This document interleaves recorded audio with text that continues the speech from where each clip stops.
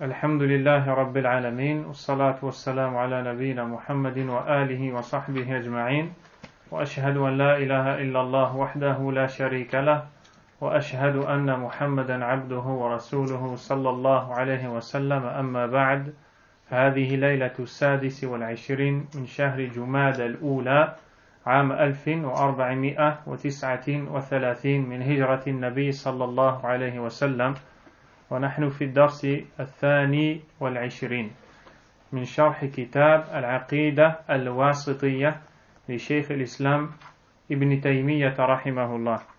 Nous sommes le 10 février 2018 et aujourd'hui on entre dans le 22e cours de l'explication du livre Al-Aqidatul Wasitiyya, qu'Allah fasse miséricorde à son auteur.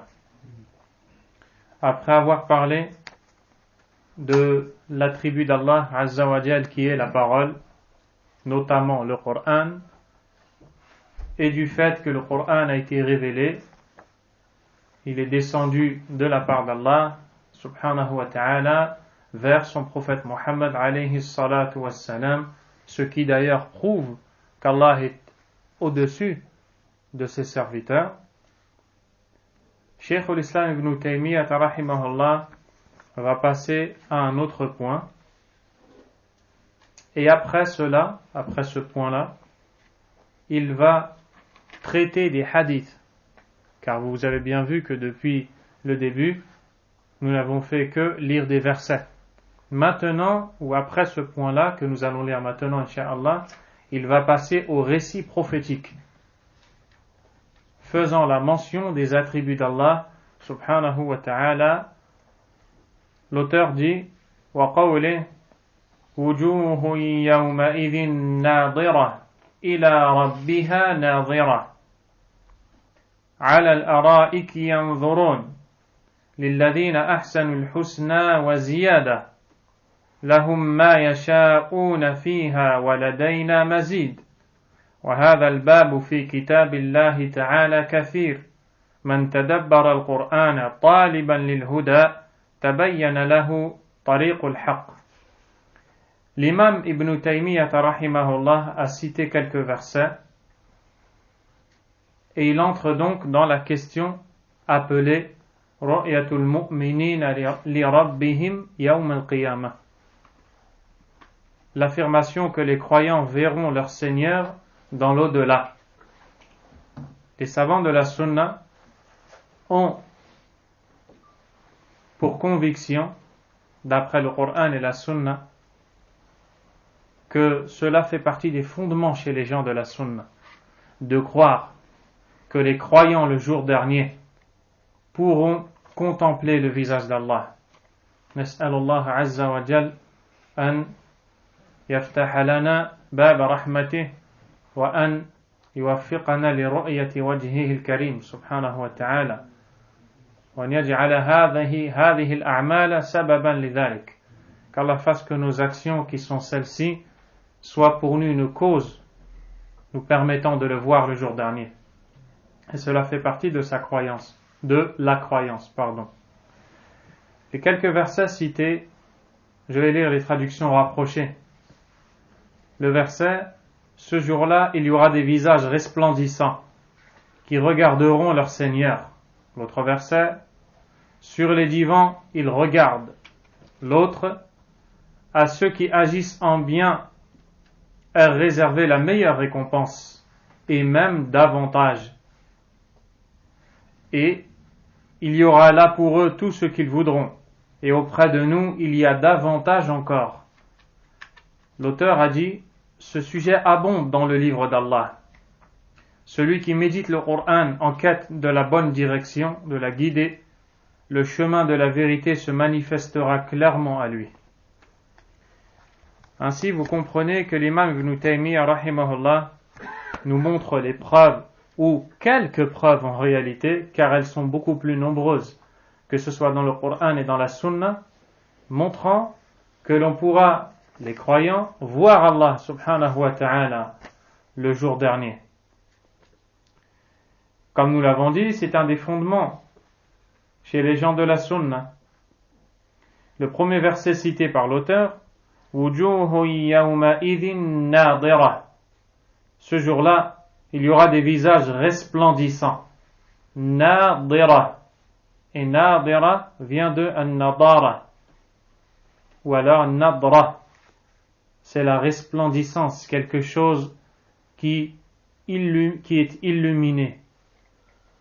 Comme dans le hadith, le prophète alayhi salatu wassalam a dit Naddara Allahu, qu'Allah fasse resplendir wajha mri'in, le visage d'une personne, sami'a maqalati, qui a entendu ma parole, c'est-à-dire le hadith, jusqu'à la fin du hadith, où il dit alayhi salatu wassalam qu'il s'agit de celui qui a écouté le hadith, il l'a appris, mémorisé, transmis, comme il a été rapporté, sans rien changer. Naddarallah, qu'Allah fasse resplendir ce visage. Parmi les causes, justement, parmi ce qui fera resplendir le visage, le fait de regarder Allah, subhanahu wa ta'ala. Wujuhu yawma'idhin nadira. Il y aura ce jour-là des visages resplendissants. Quelle est la suite? Ila rabbiha nadira, qui regarderont leur Seigneur. Ce verset est explicite, il est clair. Il est une preuve quant au fait que les croyants contempleront le visage d'Allah le jour dernier. Qu'Allah ne nous prive pas de cette immense récompense. Le Cheikh Mohammed Aman al-Jami, rahimahullah, nous explique que dans cet écrit ou dans ce sous-chapitre, l'auteur a cité quelques versets pour cette question-là, celle de la vision d'Allah le jour dernier. Ce n'est que pour résumer qu'il a agi ainsi, car en réalité les preuves sont très nombreuses. Elles ont d'ailleurs été rapportées par l'imam Ibn al-Qayyim rahimahullah dans un de ses ouvrages intitulé Hadi al-Arwah ila Bilad al-Afrah, le livre sur l'âme de l'imam Ibn al-Qayyim rahimahullah. Ou alors non, c'est un autre livre de l'imam Ibn al-Qayyim rahimahullah ta'ala. Et à l'unanimité, comme l'a dit le Cheikh Mohammed Aman, qu'Allah lui fasse miséricorde, les croyants verront Allah dans le paradis. Al-mu'minun yarawna Allah ta'ala fil jannah bittifaqil muslimin. À l'unanimité, la khilafa fi hada. Il n'y a pas de divergence dans cela. Quand on dit il n'y a pas de divergence, chez les gens de la sunna, chez les compagnons, عند السلف عند الصحابة ما اختلفوا في هذا. Ils n'ont pas eu de divergence en cela. Ne soyez pas induits en erreur lorsqu'il vous arrive d'entendre dans la parole des savants بإجماع المسلمين باتفاق المسلمين, à l'unanimité des musulmans.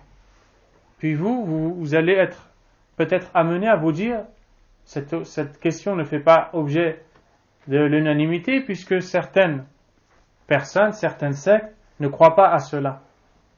Si tu dis cette parole, c'est que tu n'as pas compris ce qui est voulu par Ijma' al-Muslimin, l'unanimité des musulmans. Les premiers, ceux qui sont nos sources, c'est eux qui sont voulus.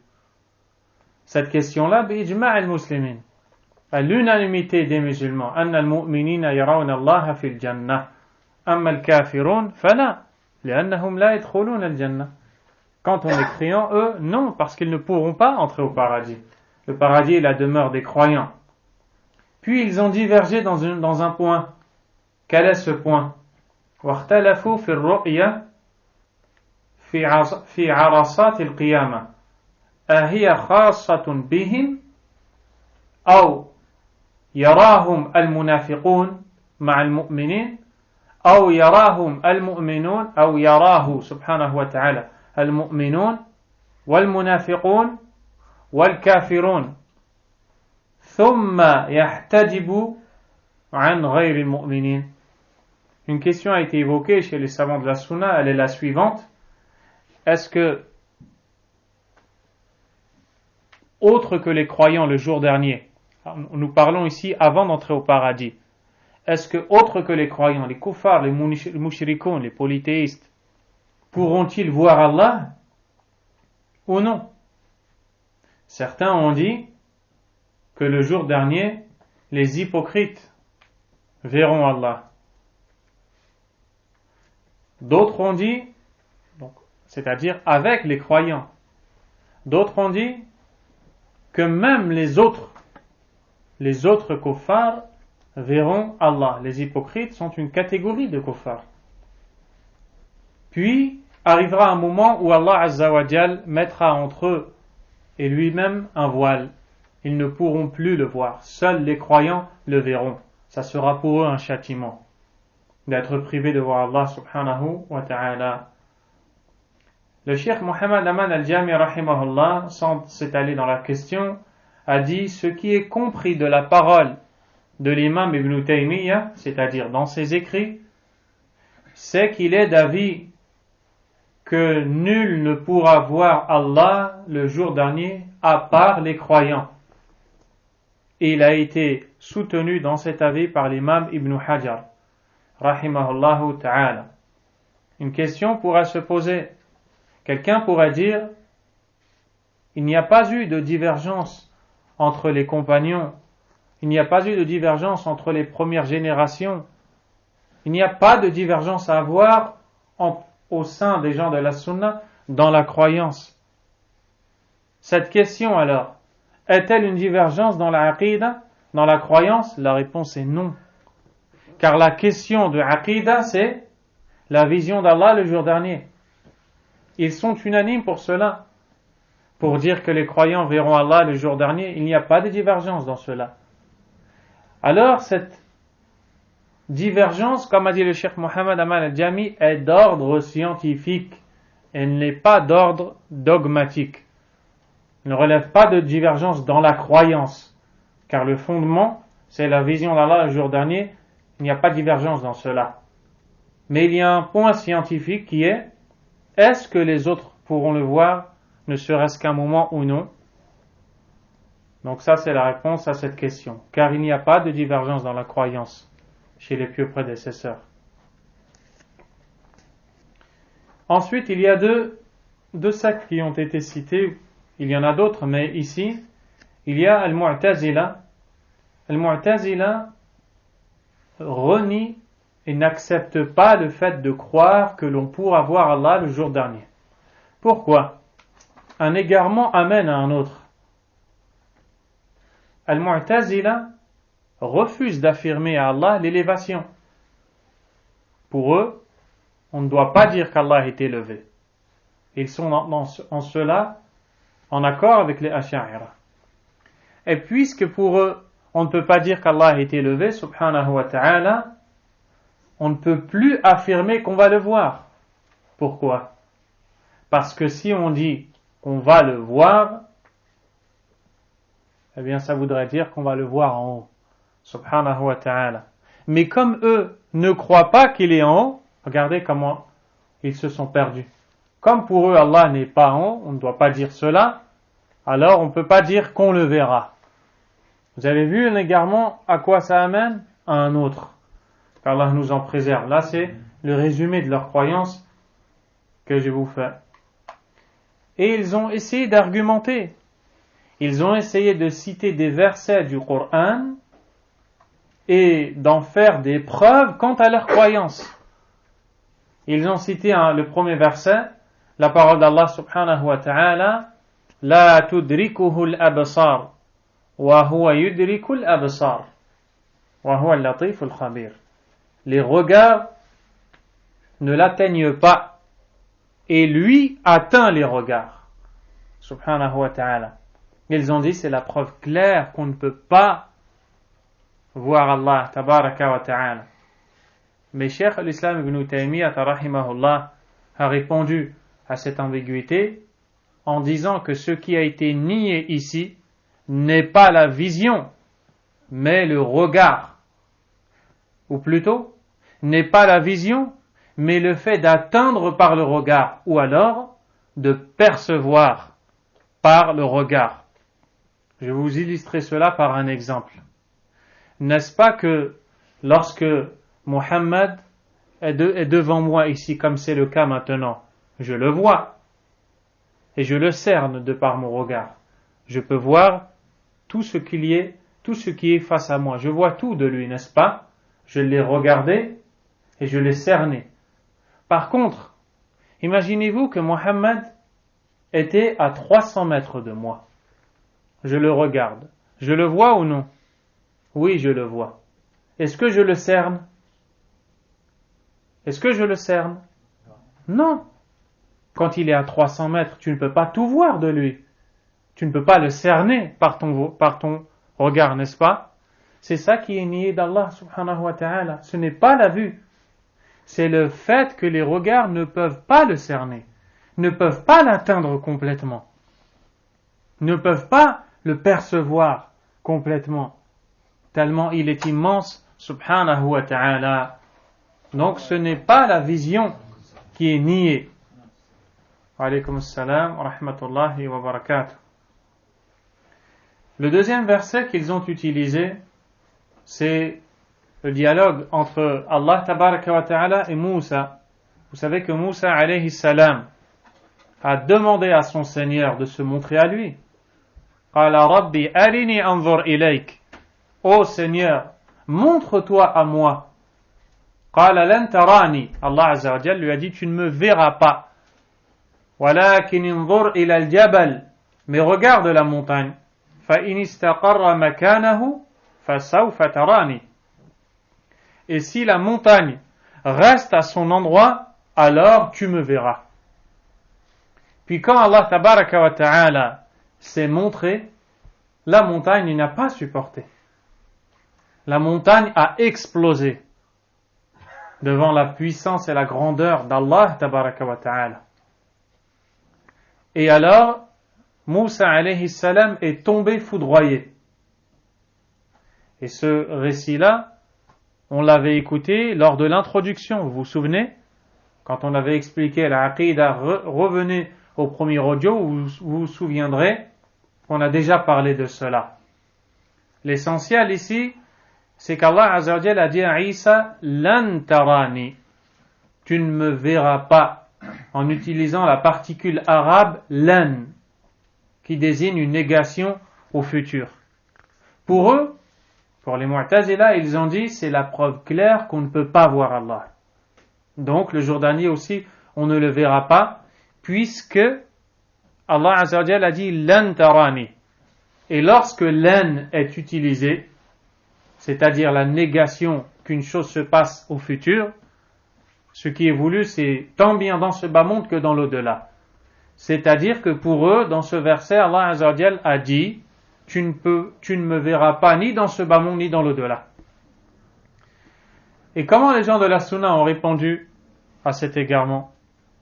Ils ont dit, Allah subhanahu wa ta'ala a utilisé lan, cette particule qui sert à nier quelque chose au futur. Lorsqu'il a dit aux gens du livre, فَتَمَنَّوُا الْمَوْتَ إِن كُنْتُمْ صَادِقِينَ. Espérez donc la mort, si vraiment vous êtes véridique. Puis il a dit, وَلَنْ يَتَمَنَّوْهُ أَبَدًا. Et ils ne l'espéreront jamais. Là, on pourrait le traduire par jamais. Mais jamais dans ce bas monde. Ils ne l'espéreront jamais.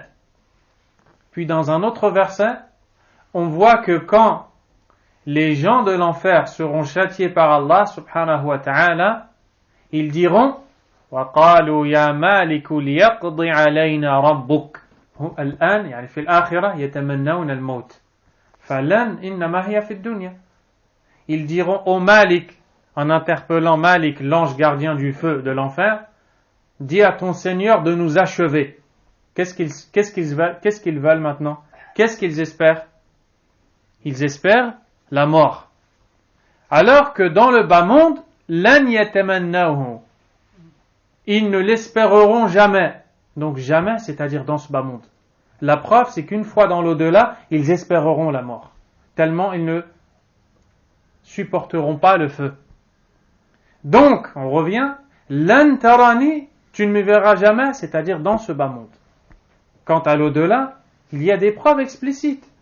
Et ça, c'est tariqatu ahli sunnati wal jama'a fi raddil mutashabihi ila al-muhkam min an-nusus. C'est la croyance des gens de la sunna et c'est le manhaj, la méthodologie des gens de la sunna lorsqu'une parole est ambiguë ou prête à ambiguïté parce que nous manquons de savoir et de connaissance, de faire revenir cette parole à celles qui sont claires. Un exemple ici. Lan tarani. Toi qui n'as pas de détails dans la science, comment tu agis? Lan tarani, il te dit, ça veut dire que tu ne pourras jamais voir Allah. Tu dis, moi je ne connais pas l'explication de ce verset. Mais une chose est sûre. Allah Azza wa Jalla a dit, wujuhu yawmadhin nadira ila rabbiha nadira. Il y aura ce jour-là des visages resplendissants qui regarderont leur Seigneur. Donc, c'est clair que ce verset a une interprétation, je ne la connais pas. Mais le verset clair, lui, je le comprends. On verra Allah. Car vous vous souvenez, dans Kashf al-Shubuhat, pour ceux qui ont assisté avec nous, il y a deux manières de répondre à l'ambiguïté. Une manière globale, générale, pour celui qui n'a pas les détails. C'est celle que je viens de vous illustrer maintenant. Je ne connais pas le sens de ce verset, mais le verset clair dit et affirme qu'on verra Allah Azza wa Jal. Et ensuite, il y a la façon de répondre détaillée qui est celle que vous avez entendue. Donc, cela est clair et net. On verra Allah subhanahu wa ta'ala. Et permettez-moi une parenthèse. Il y avait des gens qui disaient qu'on ne pourra pas voir Allah tabaraka wa ta'ala. Une personne notamment. Et dans l'assemblée, donc elle avait cette croyance des Mu'tazila. Dans l'assemblée, quelqu'un a dit, étant donné que tu ne crois pas qu'on verra Allah le jour dernier, on va tous invoquer Allah et tu vas dire Amin. Et on va tous dire, oh Allah, ne te montre pas à lui le jour dernier. Et tu diras Amin puisque de toute façon tu n'y crois pas à ça. Subhanallah, regardez la morale dans cette histoire, c'est quoi? C'est que la fitra, la nature saine sur laquelle Allah t'a créé, elle s'est réveillée. Et l'homme, quand il a entendu ça, il a eu une crainte. Il leur a dit non, ne faites pas ça. Ça prouve quoi? Qu'à l'intérieur de toi, tu sais très bien. Allahu Akbar. Revenons à l'explication du verset. Wujuhun yawma'idhin nadira. Il y aura ce jour-là des visages resplendissants. Ila rabbiha nadira. Qui regarderont leur Seigneur. On revient avant à la parole des Asha'ira. Al-Asha'ira se sont emmêlés. Pourquoi? Parce que eux, souvenez-vous, refusent de croire qu'Allah est au-dessus du ciel. Subhanahu wa ta'ala. Mais ils croient en la vision.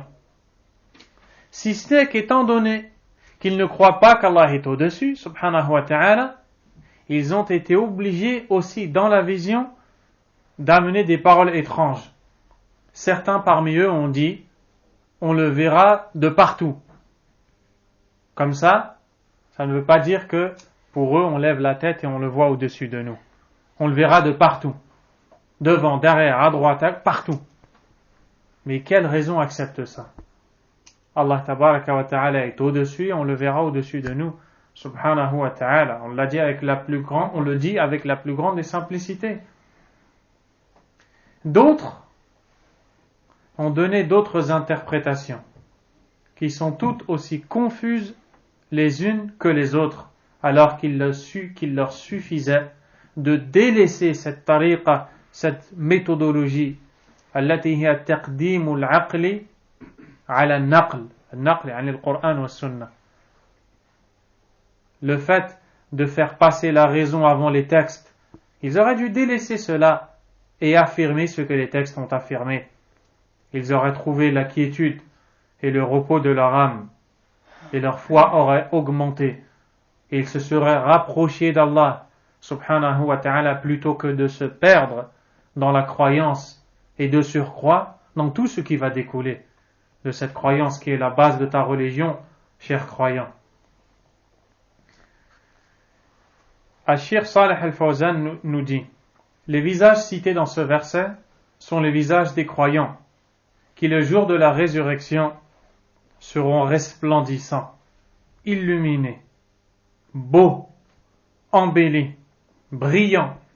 Ils regarderont leur Seigneur, leur Créateur, subhanahu wa ta'ala. Ils le regarderont et contempleront avec leur vue, avec leurs yeux. Pourquoi Cheikh Fawzan précise bien? Il dit: tanzuru ilayhi bi absariha, jam' al-basar. Ils le regarderont avec leurs yeux. Ce n'est pas pour rien. Parce que les mukhalifun, les contrevenants, les opposants à cette croyance, ont dit: hiya ru'yatul basira la ru'yatul basar. Il s'agit de la vue appelée al-basira, la vue du cœur, et ce n'est pas la vue des yeux. Le Cheikh Muhammad Aman al-Jami a dit: la basirata lakum, antum la basirata lakum aslan. Vous n'avez pas de clairvoyance déjà, vous n'avez pas de vue du cœur, li'annakum tanfuna asma Allah wa sifatih, car vous niez les noms et les attributs d'Allah. Fa kayfa tarawna Allah bi basiratikum? Comment allez-vous voir Allah de par votre cœur ou de votre clairvoyance alors que vous ne le connaissez pas dans ce bas monde? Ashir al-Fawzan nous dit, et les récits en ce sens sont très nombreux. Ils sont rapportés par énormément de compagnons, c'est-à-dire les récits affirmant que l'on verra Allah le jour dernier. وأجمع عليه الصحابة والتابعون وسلف الأمة واتفق عليه الأئمة الإسلام. Les imams de l'islam sont unanimes dans cette question que l'on verra Allah subhanahu wa ta'ala. Ainsi on voit que l'on verra Allah insha'Allah. Allahumma arina wajhaka al-karim ya rabbal alamin. Le deuxième verset, ala al-ara'iki yanzurun, en parlant des gens du paradis, sur les divans, ils regardent. Qu'est-ce qu'ils regardent? Le jour où ils seront sur les divans accoudés. Qu'est-ce qu'ils regarderont? Il Allah azza wa jal. Ils regarderont Allah tabaraka wa ta'ala. وأما الكفار فقد تقدم في الآيات التي قبل هذه الآية أنهم عن ربهم يومئذ لمحجوبون. Quant aux kuffars, les mécréants, nous avons vu avec d'autres versets qu'ils seront voilés de la vision de leur Seigneur le jour dernier. D'ailleurs, l'imam al-Shafi'i rahimahullah ta'ala a dit que ce verset عن ربهم يومئذ لمحجوبون, mentionnant le fait que le jour dernier ils seront voilés de voir leur Seigneur, ils ne pourront pas le voir subhanahu wa ta'ala, est la preuve la plus explicite que les croyants verront Allah. Regardez la compréhension des savants. Parce que si l'on disait que personne, ni les croyants ni les kuffars, ne verra Allah le jour dernier, il n'y aurait aucun intérêt ici à préciser que les kuffars ne verront pas Allah le jour dernier. Ainsi, si Allah a précisé que les kuffars ne verront pas Allah le jour dernier, cela veut dire inévitablement, contrairement aux croyants qui eux verront Allah le jour dernier. Ça c'est une preuve claire. Walhamdulillah. Le troisième verset, Lilladhina ahsanul husna wa ziyada. C'est-à-dire ceux qui œuvrent en bien, à ceux qui œuvrent en bien est réservé la meilleure récompense et même davantage. La meilleure récompense, qu'est-ce que c'est? Al-Husna en arabe. Dukhulul Jannah, c'est le paradis. Wa ziyada, et davantage, c'est-à-dire meilleur encore que le fait d'être au paradis. Qu'est-ce qui est voulu ici? Al-Husna, Al-Jannah. Al-Ziyada, Ru'yatullah. C'est la vision d'Allah le jour dernier. Et regardez un peu la ruse des gens du faux. Un des écrivains parmi ces groupes a mis en introduction dans son livre, après avoir loué Allah et parlé du paradis, il dit, dans le sens de ces paroles, loué soit celui qui a accordé aux croyants le paradis, la plus grande de toutes les récompenses. Le musulman de la masse qui lit ça, qu'est-ce qu'il va dire? Masha'Allah. D'où l'importance d'étudier. Avec cette parole-là, il a fait entrer sa croyance tout doucement, qui est que l'on ne verra pas Allah, en disant la plus grande de toutes les récompenses, c'est le paradis. Ce n'est pas la plus grande de toutes les récompenses. La plus grande de toutes les récompenses, c'est le regard d'Allah, de voir Allah le jour dernier. Donc il ne l'a pas dit directement. C'est pour ça que seul celui qui apprend pourra détecter les erreurs, les égarements. Des fois, quelqu'un tient des propos, quand tu les entends, tu dis « je n'ai rien écouté de mal », alors que Wallah, du début à la fin, rempli d'ambiguïté, rempli de faux. Pourquoi tu ne l'as pas vu? Parce que tu n'apprends pas, tu ne connais pas. D'où l'importance de la science, car c'est avec cette science, mon frère, que tu vas préserver ta foi, que tu vas entretenir ton lien avec Allah Azza wa Jal et le nourrir davantage.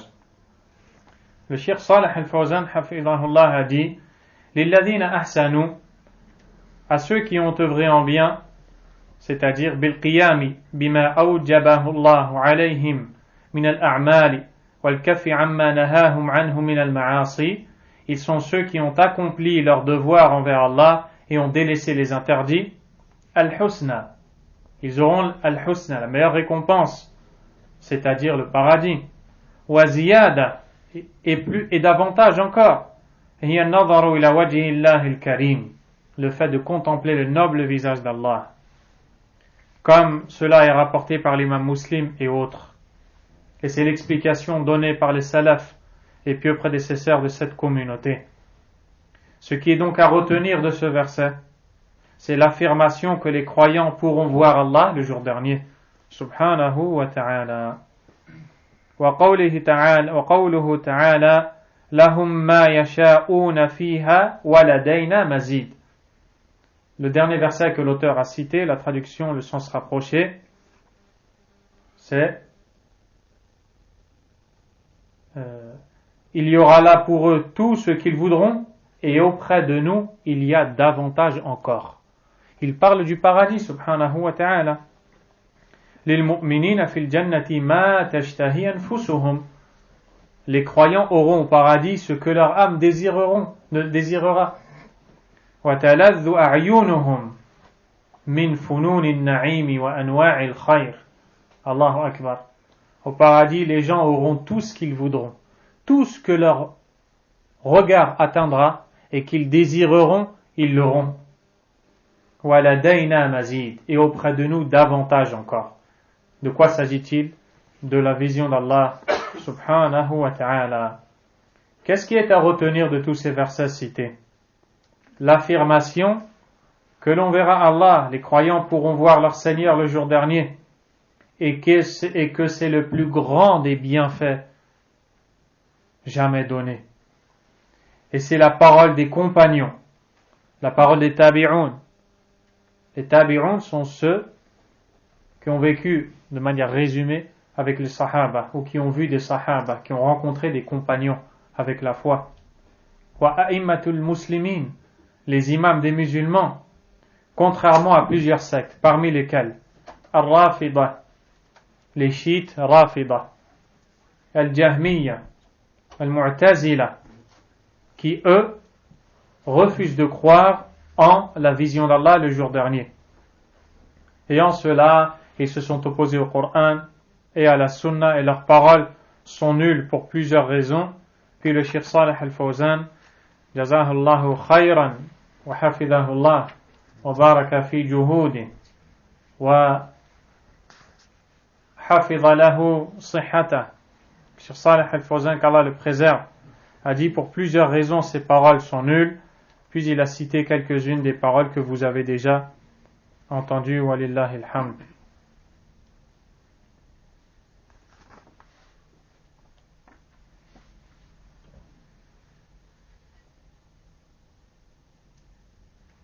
Ensuite l'auteur rahimahullah a dit وهذا الباب في كتاب الله كثير ومن تدبر القرآن تبين له طريق الحق. Ce sujet abonde dans le livre d'Allah. Celui qui médite le Coran en quête de la guider, le chemin de la vérité se manifestera clairement à lui. Comment se manifeste à toi le chemin de la guider? Bi kitabillahi tabaraka wa ta'ala. Par le livre d'Allah subhanahu wa ta'ala, mais pas seulement. Bi sunnah. Par la sunna du prophète alayhi salatu wassalam. C'est pour cette raison que tout de suite après, l'auteur, rahimahullah, va citer des récits maintenant. Des récits du prophète sallallahu alayhi wa sallam. Le Cheikh Salih al-Fawzan nous dit, dans ce sujet, c'est-à-dire le sujet des noms et des attributs d'Allah, les versets dans le Coran sont très nombreux. L'auteur n'en a cité que très peu en réalité. Ils sont très nombreux. Et celui qui médite le livre d'Allah, tabaraka wa ta'ala, en cherchant la guider, non pas en cherchant à le falsifier, ou alors en cherchant ce qui va dans mes passions, en donnant de fausses interprétations au texte, mais plutôt à la recherche de la guider pour Allah tabaraka wa ta'ala. Allah azza wa jal lui montrera cette voie qui deviendra claire pour lui, au point où il la suivra si Allah décide de le guider. Allah azza wa jal a dit, Kitabun anzalnahu ilayka mubarakun liyadabbaru ayatihi wa liyatadhakkara ulul albab. C'est un livre que nous avons fait descendre vers toi, béni, afin qu'ils en méditent les versets et que les gens doués de raison se rappellent. Il nous dit également, subhanahu wa ta'ala, أَفَلَا يَتَدَبَّرُونَ الْقُرْآنَ أَمْ عَلَى قُلُوبٍ أَقْفَالُهَا. Ne méditent-ils pas le Coran, ou y a-t-il sur leur cœur des cadenas? Donc Allah azza wa jal nous appelle à méditer le Coran, et on ne peut méditer ce que l'on ne comprend pas. L'appel d'Allah azza wa jal à méditer le Coran est une preuve que le Coran est compris. Ainsi, les noms et les attributs d'Allah sont compris dans le Coran. Et on ne dit pas non, ce n'est pas compris. Il y a d'autres choses que l'on ne comprend pas, que l'on ne cerne pas, c'est faux. Le Coran montre ou réfute cette ambiguïté, walhamdulillah. L'auteur rahimahullah dit, ثم في سنة رسول الله صلى الله عليه وسلم فالسنة تفسر القرآن وتبينه وتدل عليه وتعبر عنه. Il nous dit, et dans la sunna du messager d'Allah sallallahu alayhi wa sallam, dans la sunna, c'est-à-dire il y a aussi dans la sunna du prophète sallallahu alayhi wa sallam. Revenons à la phrase comme l'a cité le Cheikh Salih al-Fawzan dans le début, lorsque l'imam Ibn Taymiyyah rahimahullah au début de cet écrit montre globalement la croyance des gens de la sunna, qui est de croire au nom, aux attributs d'Allah, au nom d'Allah, Allah, puis les 6 piliers de la foi, puis il a développé la croyance dans les noms, dans les attributs d'Allah azza wa jal, et il a dit وَقَدْ دَخَلَ فِي هَذِهِ الْجُمْلَةِ الَّتِي وَصَفَ اللَّهُ بِهَا نَفْسَهُ, et entre dans ce par quoi Allah s'est décrit, puis il a cité les versets.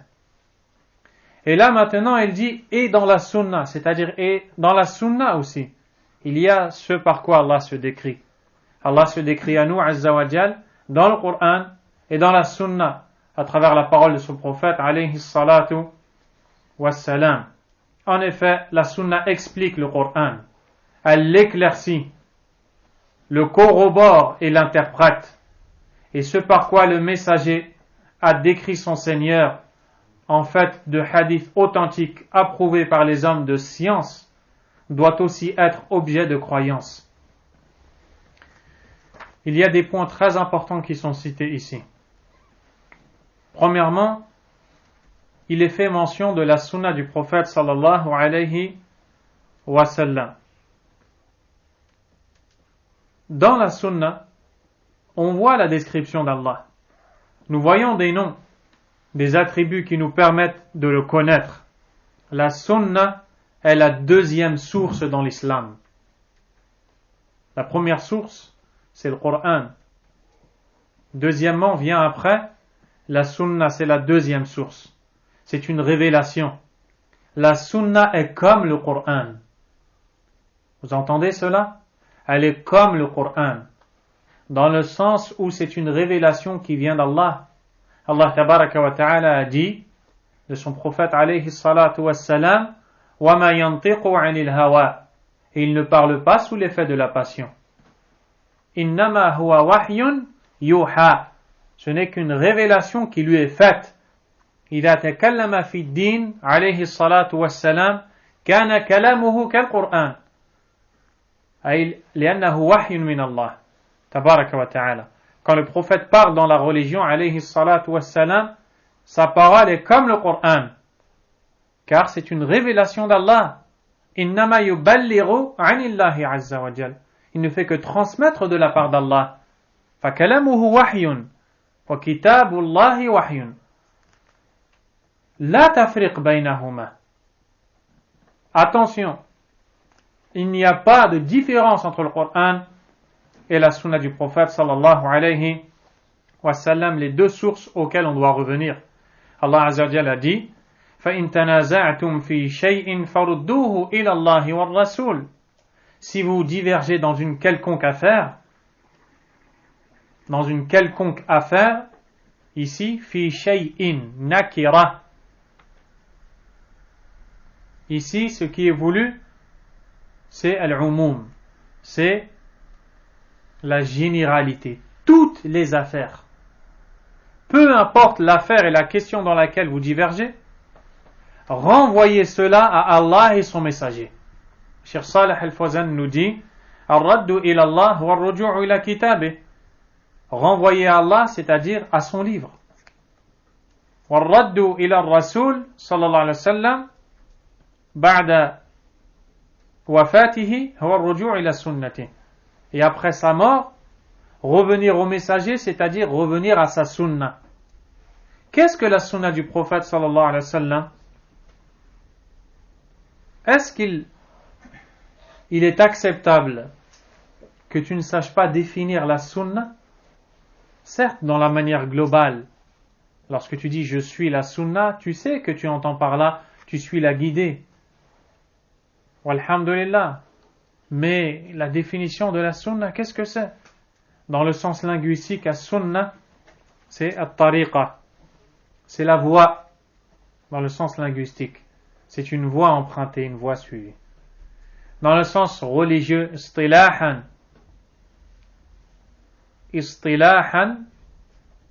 hiya ma warada an rasulillahi sallallahu alayhi wa sallam min qawlin aw fi'lin aw taqrir. Tout ce qui est relaté du prophète Mohammed sallallahu alayhi wa sallam comme parole, action ou approbation. فإذا قال عليه الصلاة والسلام كان هذا القول سنة. Si le prophète dit, cette parole est une sunna. وإذا فعل فهذا الفعل سنة. S'il fait, cette action est une sunna. Tu peux dire, il est de la sunna de dire telle chose. Il te répond pourquoi? Tu dis parce que le prophète l'a dit, sallallahu alayhi wa sallam. Tu peux dire, il fait partie de la sunna de faire telle chose. Il te répond pourquoi? Tu le dis parce que le prophète l'a fait, alayhi salatu wassalam. Et troisièmement, l'approbation. Qu'est-ce que c'est l'approbation? C'est-à-dire qu'il s'agit d'une chose que le prophète n'a pas faite forcément, sallallahu alayhi wa sallam, ni n'a dite. Mais il a vu un compagnon faire. Un compagnon a fait quelque chose en sa présence. Et il ne l'a pas interdit de le faire. Il l'a approuvé. Le fait que le prophète sallallahu alayhi wa sallam voit son compagnon faire une chose et l'approuve, rend cette chose de la sunna. Un exemple, lors du voyage nocturne, quand le prophète alayhi salatu wa sallam est revenu après avoir voyagé tout au long de cette nuit, il a vu les prophètes, il a vu les cieux, il a vu le paradis, l'enfer, il a parlé avec Allah Azza wa Jal. Il a entendu dans le paradis les pas de son compagnon Bilal, radiyallahu anhu. Après son retour, il a vu Bilal, il lui a informé qu'il a entendu ses pas au paradis. De là, on comprend que Bilal a sa place au paradis. Il l'a interrogé, qu'est-ce que tu fais comme action? Bilal, radiyallahu anhu, lui a dit, chaque fois que j'accomplis mes ablutions, ba'da kulli wudu, usalli rak'atayn, je prie 2 rak'ah. Cette chose-là, le prophète ne la faisait pas, sallallahu alayhi wa sallam, n'est pas rapporté de lui. Il n'a pas non plus dit de le faire. Mais Bilal lui a dit qu'il le fait et qu'il le fait tout le temps. Le prophète, alayhi salatu wa salam, ne lui a rien dit. فأصبحت هاتان الركعتان سنة. Ces 2 rak'ahs, de par cette approbation du prophète, sallallahu alayhi wa sallam, on rejoint le rang de la sunna. On peut donc dire, min as-sunna an tusalli rak'atayn ba'da kulli wudu. Après chaque ablution, de faire 2 rak'ahs fait partie de la sunna. Voilà ce qui est voulu par la sunna, ses paroles, ses actions et ses approbations. As-sunna tufassiru al-Qur'an. La sunna explique le Coran. Et c'est une réponse à une secte égarée. On les appelle al-Qur'aniyoun. Ils disent Nahnu la na'khudhu illa al-Qur'an. Ils disent on ne prend que le Coran. On ne prend rien de la sunna. Kayfa ta'khudhu illa al-Qur'an? Kadhab. Tu dis que tu prends que du Coran, tu es un grand menteur. Aina kutiba fi al-Qur'an an tusalliya 4 rak'at al-dhuhr ou rak'atayn al-fajr. Où est-ce que tu as vu dans le Coran qu'il faut faire 4 rak'at au dhuhr, 2 rak'at au fajr? في القرآن تقرأ وقرآن الفجر إن قرآن الفجر كان مشهودا. Tu lis qu'on doit réciter le Coran dans la prière du Fajr. Mais est-ce que tu lis qu'on doit faire 2 rak'ah? أين تعلمت هذا؟ في السنة. C'est dans la sunna que tu as appris ça. تفاصيل الزكاة أين تعلمتها؟ Où est-ce que tu as appris les détails de la zakat? Comment la payer, à qui la payer, combien, le poids, le gramme? C'est dans la sunna que tu apprends ça. Sans la sunna, tu es perdu. Allah Azza wa Jal nous ordonne de suivre son prophète, sallallahu alayhi wa sallam, c'est-à-dire de suivre sa guidée, de suivre sa sunna. Cheikh Salih al-Fawzan nous dit ay tubayyinu ma'aniyahu wa maqasidah. La sunna rend clair l'essence du Coran. Car le prophète, sallallahu alayhi wa sallam,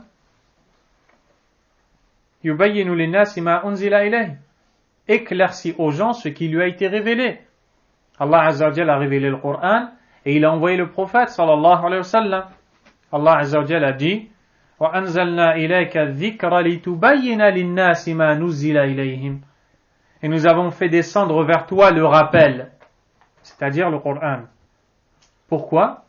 Litubayyina linnas, afin que tu expliques aux gens, c'est-à-dire par ta sunna, ma nuzila ilayhim, ce qui est descendu à eux. Donc, si on n'a pas la sunna, on ne peut pas avoir d'explication du Coran qui est descendu à nous. Et c'est le rôle du prophète sallallahu alayhi wa sallam. Wa sunnatu aydan tubayyinu al-Qur'an ay tuwaddihu mujmala. Également, la sunna détaille ce qui est global dans le Coran. Il y a dans le Coran des passages qui demandent des détails. Ces détails, on va les retrouver dans la sunna. Kas-salati was-sawmi wal-hajji waz-zakah, comme ces adorations, la prière, les piliers de l'islam. Et la majeure partie de ces règles religieuses, de la jurisprudence islamique, qui sont démontrées par la sunna. Was-sunnatu aydan tadullu ala al-Qur'an wa tu'abbiru an. De même, la sunna, elle interprète le Coran et elle guide vers le Coran, elle le corrobore et l'interprète. أي تدل على ما دل عليه القرآن وتعبر عما عبر عنه القرآن. La sunna prouve ce que le Coran prouve. Elle est en accord total avec le Coran. Ça, c'est un point qui est extrêmement important. Et on ne dit pas que l'on doit simplement prendre du Coran. C'est faux. Toute personne qui vous dit ça ment, sciemment ou non. Sciemment ou non. Maintenant, il y a un point important qui est: est-ce que dans la sunna ou dans ce qui est attribué, affilié à la sunna, on doit vérifier si c'est authentique ou non? La réponse est oui, contrairement au Coran. Le Coran, du début à la fin, il n'est pas question d'aller vérifier l'authenticité d'un verset. La parole d'Allah Azza wa Jal, Allah Tabaraka wa Ta'ala dit: Inna nahnu nazzalna dhikra, c'est nous qui avons fait descendre le rappel, wa inna lahu lahafidhun, et nous en sommes le gardien. Subhanahu wa ta'ala. Quant à la sunna, kayfa hafidha Allahu sunna?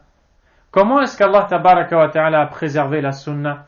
Birijalin sadiqin ulama, par des hommes forts, sincères, ulama ul hadith, les savants du hadith, ceux qui ont mis en place des règles nous permettant de définir les hadiths et de les mettre dans la balance de l'authenticité ou de la non-authenticité.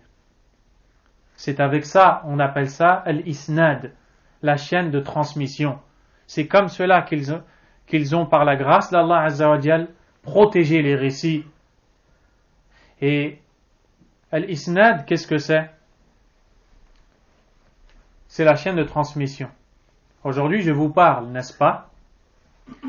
Hakim entend ma parole. Il la transmet à Mohammed lorsqu'il arrivera chez lui. Mohammed, demain, la transmettra à Mahdi. Mahdi la transmettra à une autre personne. Puis, cette dernière personne, elle apportera ces paroles que moi-même j'ai dites, mais son auditeur lui dira: d'où tiens-tu cela? Comment je peux vérifier que ces propos sont avérés? Et c'est là qu'il répondra: ils sont avérés, car c'est Mahdi qui me l'a dit. Et Mahdi me l'a rapporté de Mohammed. Mohammed me l'a rapporté de Hakim. Hakim a entendu Sadiq dire ça. Cette chose-là, on l'appelle la chaîne de transmission. Et c'est comme cela que les savants de l'islam ont préservé par la volonté d'Allah Tabaraka wa Ta'ala les hadiths. Et comme les savants ont dit: Laoula al-isnad, la qala man sha'a ma sha'a. N'eût été cette science de la chaîne de transmission, tout le monde aurait dit tout ce qu'il veut. Tout le monde aurait dit tout ce qu'il veut. Et le Cheikh Muqbil, rahimahullah ta'ala, a une belle parole, et a dit que si la parole me revient, je vous la citerai, Inch'Allah. L'essentiel, c'est l'importance de l'isnad, de la chaîne de transmission dans la croyance. Et c'est cela qui nous permet de savoir si le récit est authentique, s'il n'est pas authentique. Car il y a des règles à respecter, et tous les rapporteurs, qui sont les maillons de la chaîne de transmission, sont connus. Ils sont répertoriés, classifiés. Pensez que quand l'imam al-Bukhari, rahimahullah, vous dit « Qala Rasulullah sallallahu alayhi wa sallam », il ne sait pas de quoi il parle. Il y a peut-être 3 ou 4 ou 5 personnes derrière lui. Il les connaît tous, une par une, en détail. Mais bon, ça c'est dans la science du hadith que l'on voit ça. L'auteur, rahimahullah ta'ala, a dit وَمَا وَصَفَ الرَّسُولُ بِهِ رَبَّهُ عَزَّ وَجَلَّ مِنَ الْأَحَادِيثِ الصِّحَاحِ التي تلقاها أهل المعرفة بالقبول وجب الإيمان بها كذلك. Ce par quoi le messager a décrit son Seigneur dans les récits authentiques, approuvés par les hommes de science. Retenez ces passages. Approuvés par les hommes de science, doit aussi être objet de croyance.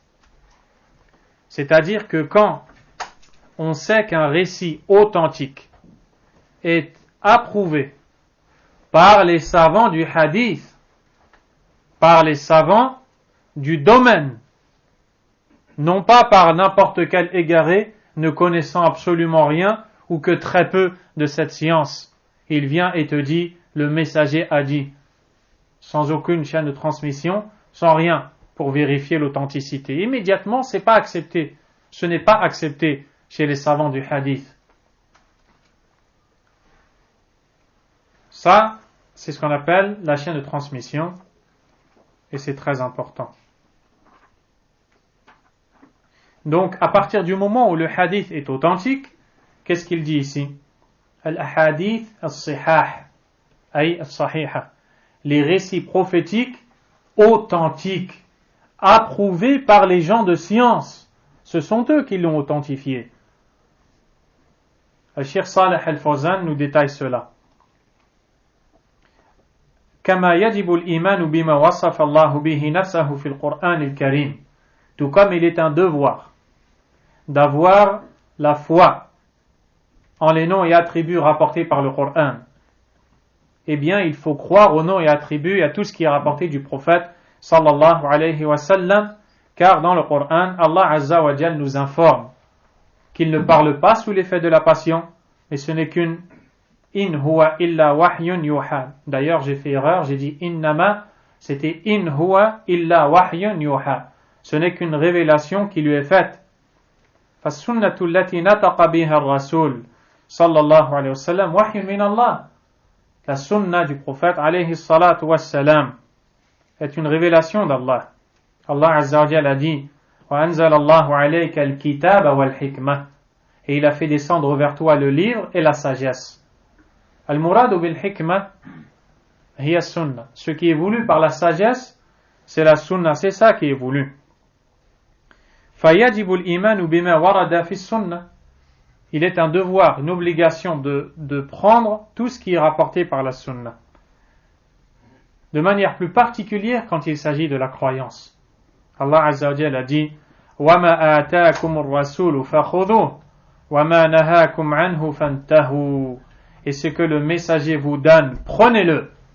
Quant à ce qu'il vous interdit, abstenez-vous-en.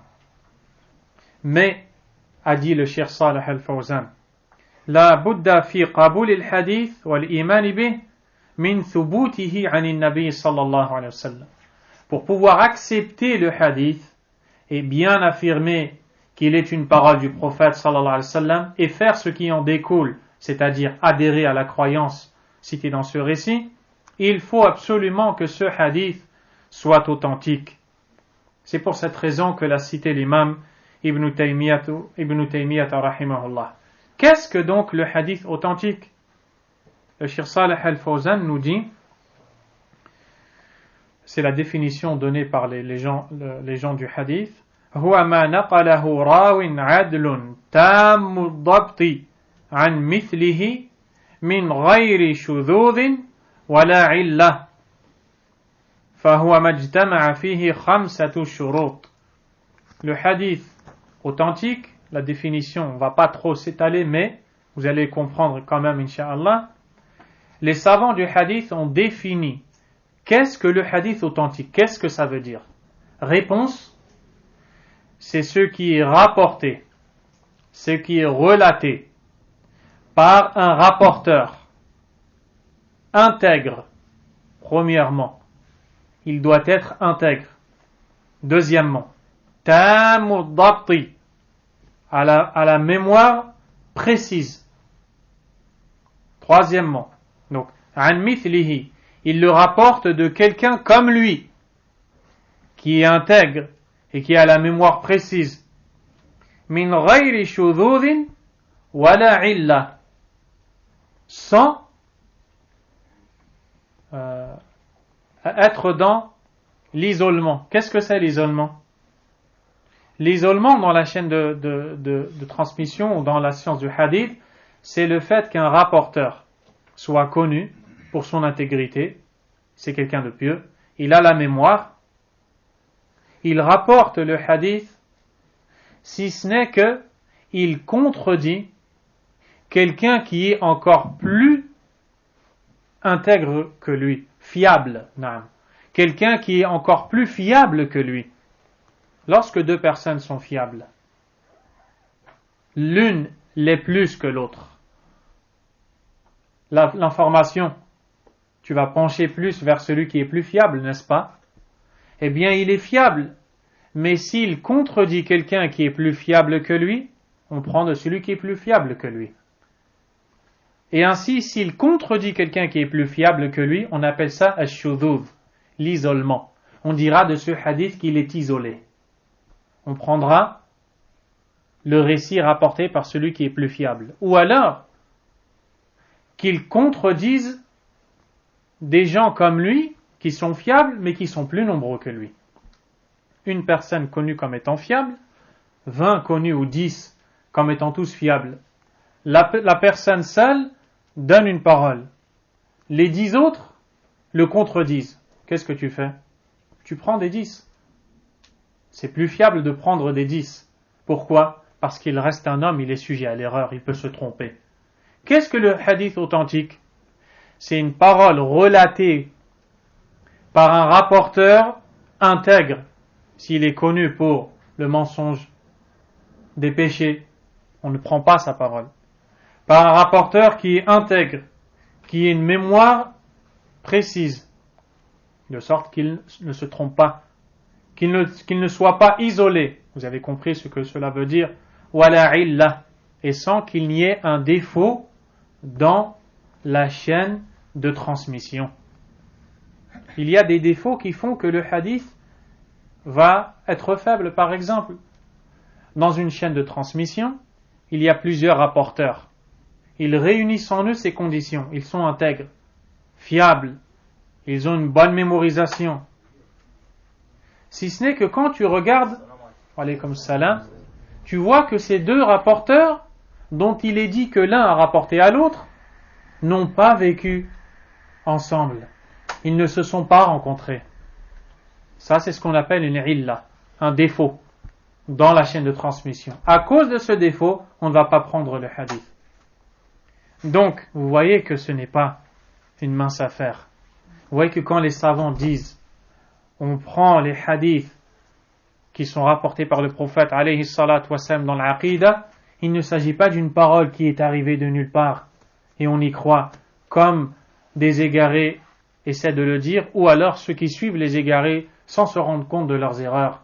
Ils pensent que, ils disent, ce sont que des paroles d'hommes. Prends le Coran et laisse les paroles des hommes. Subhanallah. Il y a des règles qui font que ces paroles, qui sont les paroles du prophète, sallallahu alayhi wa sallam, arrivent au même degré que le Coran. Car elles sont une révélation et c'est comme ça qu'Allah a préservé sa religion. C'est comme ça qu'Allah a protégé la sunna du prophète sallallahu alayhi wa sallam par al-isnad, par la chaîne de transmission. Il y a donc 5 conditions pour que le récit soit authentique. Premièrement, adalatur ruwah, l'intégrité des rapporteurs. Deuxièmement, dabtuhum, leur précision. Troisièmement, ittisal sanad, que la chaîne de transmission, qu'il n'y ait pas de trou entre l'un et l'autre. L'un a rapporté à l'autre, cet autre a rapporté, etc. Sans interruption dans cette chaîne. Quatrièmement, qu'il n'y ait pas de défaut dans la chaîne de transmission. Cinquièmement, qu'il n'y ait pas d'isolement. Et on conclut que par le fait que l'auteur rahimahullah a cité qu'il s'agit des gens de science. Ce sont eux qui authentifient les récits. À partir du moment où le récit est authentifié, on le prend dans la croyance au même titre qu'on prend un verset du Coran. Wallahu ta'ala a'lam. Sallallahu wa sallam wa baraka ala nabiyyina Muhammad wa ala alihi wa ashabihi ajma'in. Subhanakallahumma wa bihamdik ashhadu an la ilaha illa ant astaghfiruka wa atubu ilayk.